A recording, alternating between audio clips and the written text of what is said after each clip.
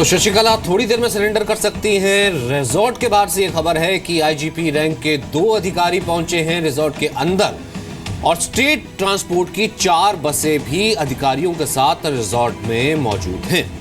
बड़ी संख्या में पुलिस बल रिसोर्ट के बाहर है। शशिकला वहां पर मौजूद हैं। 4 स्टेट ट्रांसपोर्ट की बसेस अफसरों से भरकर वहां पर पहुंची हैं। ये बड़ा फैसला आज आया जब राजनीतिक करियर पर विराम लग चुका है, ब्रेक लग चुका है शशिकला के आय से अधिक संपत्ति मामले में, जहां पर सुप्रीम कोर्ट ने फैसला सुनाते हुए शशिकला को 4 साल की सजा सुना दी है। यानी कि 4 साल की सजा का सीधा मतलब यह है कि 4 साल की सजा काटने के बाद अगले 6 साल तक वो चुनाव नहीं लड़ पाएंगी। 6 महीने की सजा वो पहले ही काट चुकी हैं। यानी कि 9.5 साल तक किसी भी राजनीतिक पद पर अब शशिकला नहीं बनी रह सकती हैं।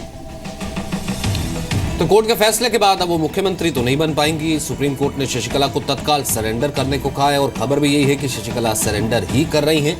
गिरफ्तारी उनकी नहीं हो रही, सरेंडर कर रही है। शशिकला को 3 साल 6 महीने, जो कि पूर्णिमा ने कहा कि सजा अभी जो है उनको जेल में ही काटनी होगी क्योंकि 6 महीने वो पहले काट चुकी हैं। 10 साल तक कोई भी चुनाव अब वो नहीं लड़ सकती हैं, डिस्क्वालीफाई हो गई हैं। सुप्रीम कोर्ट के फैसले के खिलाफ रिव्यू पिटीशन हालांकि वो एक दायर कर सकती हैं, लेकिन उसमें वक्त लगेगा।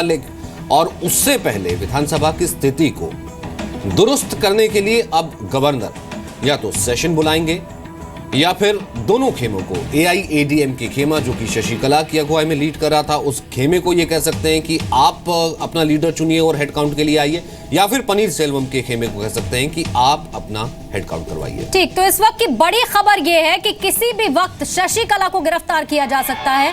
गोल्डन बे रिसोर्ट में शशिकला मौजूद हैं, वहां पर उनके समर्थक भी मौजूद हैं, वहां पर उनके समर्थक विधायक भी हैं और लेने के लिए पुलिस वहां पर पहुंच चुकी है। भारी संख्या में पुलिस बल रिसोर्ट के बाहर मौजूद है, जिसके विजुअल्स भी इस वक्त आप देख रहे हैं। अब से कुछ ही देर में शशिकला गिरफ्तार होने वाली है। तो सुप्रीम कोर्ट के फैसले के बाद सरकारी वकील ने कोर्ट के फैसले की जानकारी ये दी है, आइए सुनते हैं।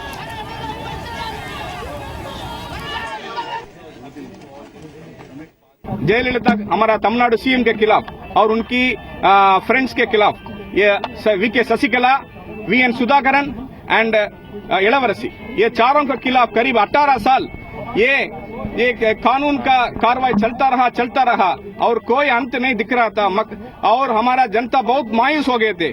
मगर आज सुप्रीम कोर्ट ने ये बहुत इतिहास पूर्व ये जजमेंट देके हमको बचाया है और सुप्रीम कोर्ट ने ट्रायल कोर्ट का जजमेंट को अफर्म किया है और A2 to A4 जो अभी जिंदा हैं और A1 जो सेल्वी जयललिता जो अभी हमारे साथ नहीं है, वो मर गए हैं, उनका अपील SLP उनके खिलाफ जो SLP था वो अबेट हो गया। मगर A2 to A4 का जो कन्विक्शन है वो सुप्रीम कोर्ट ने एक्सेप्ट कर दिया और उनको जल्द से जल्द जेल में भरने का आदेश दे दिया।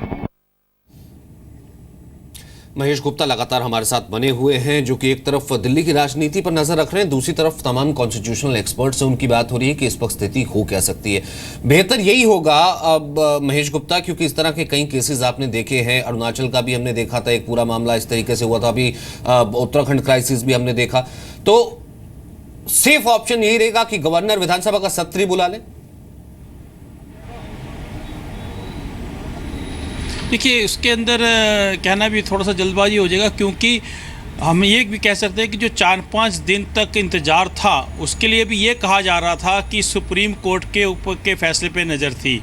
हालांकि ये बात साफ राज्यपाल निवास से खुलकर नहीं कही गई थी, लेकिन ये बात जरूर थी कि अगर सुप्रीम कोर्ट का फैसला बरी का आता है तो जाहिर सी बात है मुख्यमंत्री बनती शशिकला, लेकिन अगर शशिकला मुख्यमंत्री बनती और उसके 2 दिन बाद 4 दिन बाद सुप्रीम कोर्ट का फैसला आ जाता, फिर पद से हटना पड़ जाता, तो कहीं ना कहीं इस बात का इंतजार सभी को था, चाहे वो केंद्र था, चाहे वो राज्यपाल निवास था, चाहे वो इस बात को मना करे, लेकिन इस बात पर नज़र थी कि हाँ सुप्रीम कोर्ट का फैसला क्या होगा। लेकिन इसके अंदर अब जैसे कि जनता के लिए भी ज़रूरी है बताना, और जो इसमें एक्यूज़ हैं जो कि अब दोषी हो चुके हैं वो या उनके जो वकील हैं वो भी उनको यही बताएंगे कि बेशक से सुप्रीम कोर्ट का फैसला आ गया है, लेकिन इसमें अभी हम पुनर्विचार याचिका दायर करेंगे, जो कि वकील हमेशा बोलते हैं दोषी को, और पुनर्विचार याचिका दायर करने में 1 महीना 2 महीना लग सकता है। उसके बाद वो तुरंत सुप्रीम कोर्ट में जजेस के सामने नहीं आ जाती, उसे भी जजेस के सामने आने में 2 महीने, 3 महीने, 4 महीने लग जाते हैं। और सबसे बड़ी बात यह है कि जो पुनर्विचार याचिका है सुप्रीम कोर्ट के अंदर, वो उन्हीं जजेस के पास जाती है जिन जजेस ने फैसला सुनाया होता है।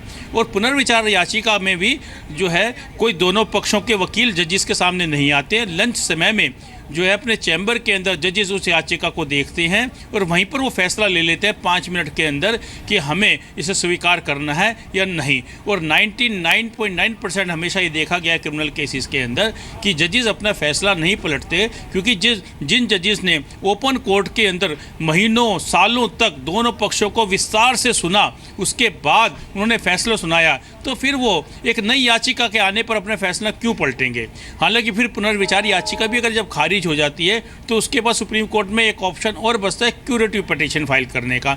ये सब कानूनी दांव पेच हैं, लेकिन इसके अंदर अगर किसी को सजा हो गई हो और उससे फिर रिलीफ मिले, ऐसा जो है आज तक हमने कभी देखा नहीं है। ठीक महेश, यानी कि आप ये कह रहे हैं कि कम से कम अब कोर्ट के नजरिए से देखा जाए, लीगली देखा जाए, तो किसी तरह का रिलीफ शशिकला को और उनके साथ जो बाकी के 2 आरोपी हैं उन्हें अब मिलता हुआ नजर नहीं आ रहा है। और अगर रिव्यू पिटीशन दाखिल की जाती है या क्यूरेटिव पिटीशन दाखिल की जाती है तो अब वो सिर्फ एक फॉर्मेलिटी मात्र हो जाएगी इस केस में आगे बढ़ते हुए।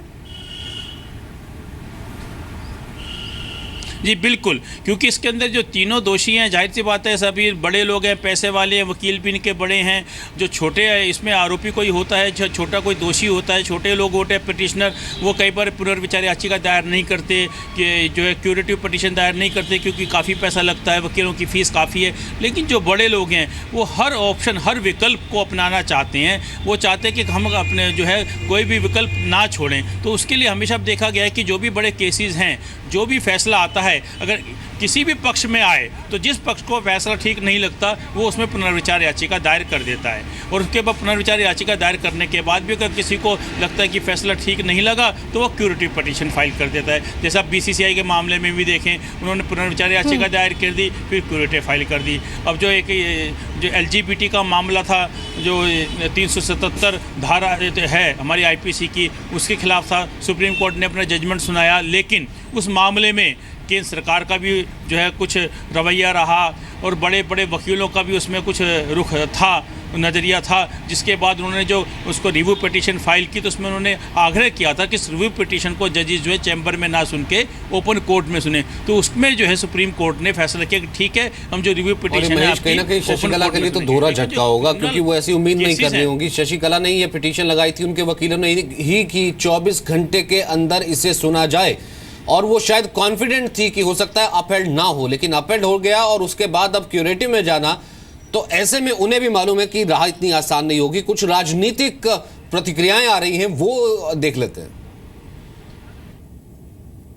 It is a concurrent verdict, a clear verdict. Then it means Sasikala ji cannot contest for elections for the coming 10 years. She has to surrender.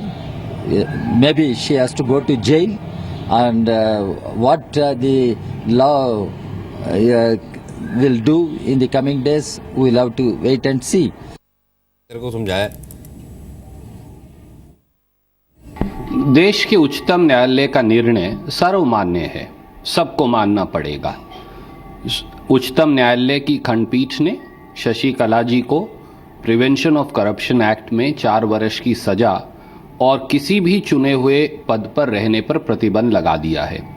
ऐसे में सीधा रास्ता है, गवर्नर जिनकी भूमिका संदेह के घेरे में रही है, उनको फौरन विधानसभा का सत्र बुलाना चाहिए और AIADMK के सब पक्षों को अपनी अपना बहुमत साबित करने की अनुमति देनी चाहिए।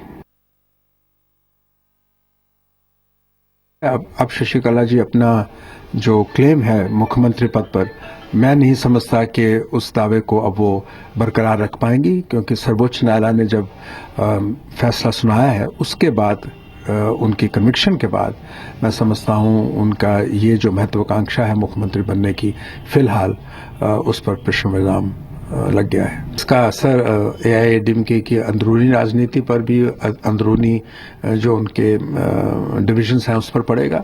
और मैं समझता हूं कि बाकी सारी पार्टियां भी इसी फैसले का इंतजार कर रही थी। अब अपने विवेक के मुताबिक पार्टी अपना फैसला करेंगी।